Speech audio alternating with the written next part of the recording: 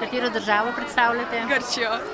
Po čem slovi Grčija? Sploh po teh idiličnih otokih, plažah, tudi teh bizantinskih cirkucah, nasplošno je dežela morja pa ladij in res sanjska tako.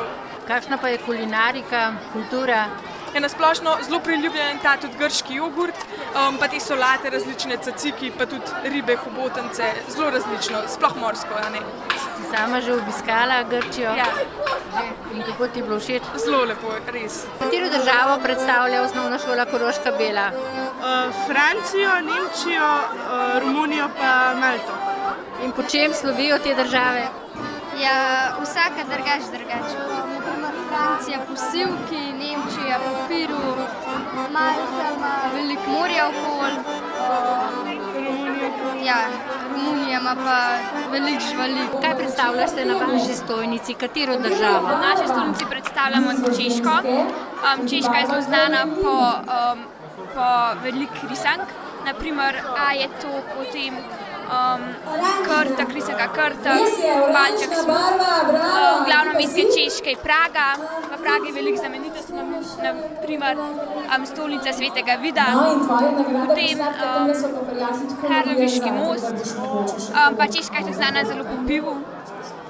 Kaj pa kulinarika, kakšna je hrana? Hrana, naprimer, mi smo tukaj imeli piškote, češke kroglice, potem zraven piva je tudi rebrca pa slanino. Čem je Slovaška zanimiva? Zanimivo je, da imajo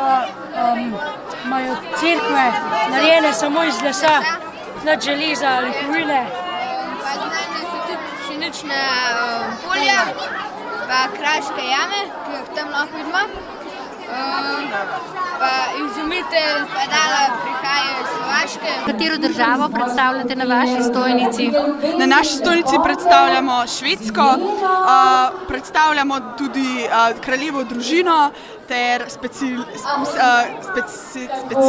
hrano iz Švedske, kotbular, ki so cimetove rolice, potem pa tudi imamo album slik iz potovanja po Švedskem, potem nekaj zemljevidov iz Stockholma, potem tudi predstavljena je Ikea ter ostale zanimivosti Švedske.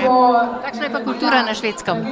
Kultura na Švedskem je zelo raznolika, zelo radi imajo glasbo ter zelo priljubljena je zgodba o Piki Nogavički, Pippi Langstrumpf, ki je tudi tukaj predstavljena.